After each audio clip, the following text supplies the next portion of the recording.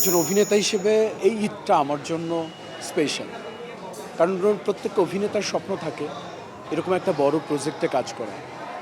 শুধু বড় প্রজেক্ট না, বাংলাদেশের সবচেয়ে বড় মেগাস্টার শাকিব খান এবং বাংলাদেশের সবচেয়ে বড় নির্মাতা, সফল নির্মাতা রায়ান রাফির সিনেমায় অভিনয় করতে পারাটা আমার কাছে মনে করি যে অনেক বেশি সৌভাগ্যের।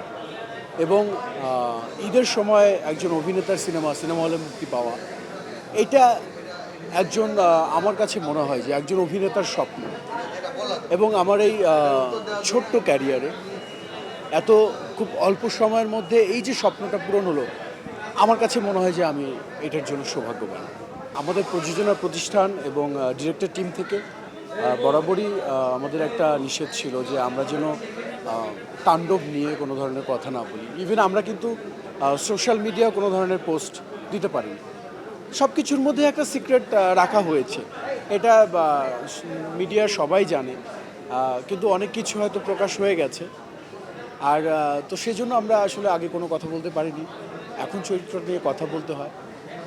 এই চরিত্রটা খুবই সুন্দর একটা চরিত্র। আমি যে চরিত্র অভিনয় করেছি এই চরিত্রটার নাম হলো কার্তিক এবং একটা সোলজার টিম, যে সোলজার টিমে একজন মেম্বার আমি, এবং যে টিমের মেম্বার মেগাস্টার শাকিব খান, যিনি স্বাধীন চরিত্র অভিনয় করছেন। তো আসলে আমরা এই যে পাঁচজনের একটা টিম এবং আমরা প্রত্যেকেই এক একটা বিষয়ে আমরা অভিজ্ঞ।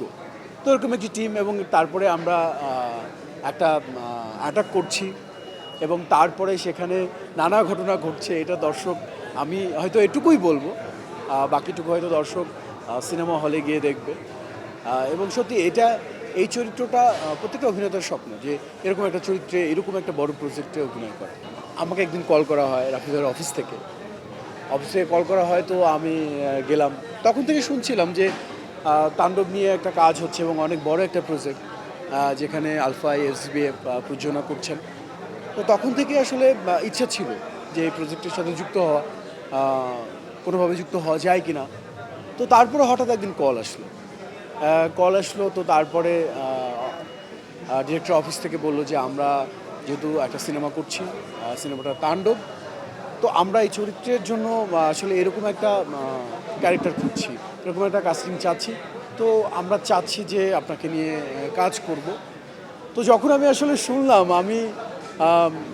আমার কাছে খুবই অবিশ্বাস্য লেগেছে।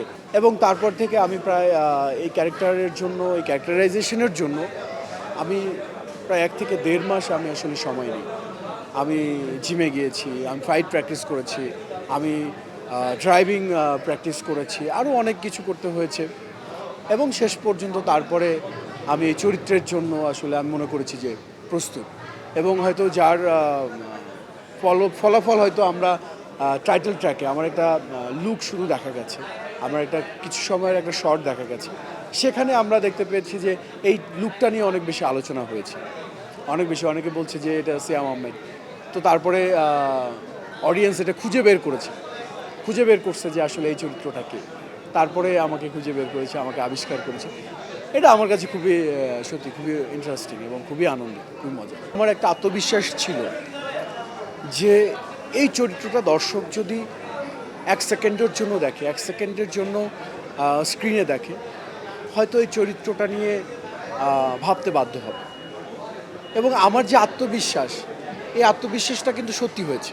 আমি মনে করি যে আসলেই একজন অভিনেতার প্রাপ্তি হয়তো এটুকু, এতেই সব কষ্ট, সব পরিশ্রম আসলে ম্লান হয়ে যায়। তখন আসলে শুধু আত্মতৃপ্তিটাই থাকে।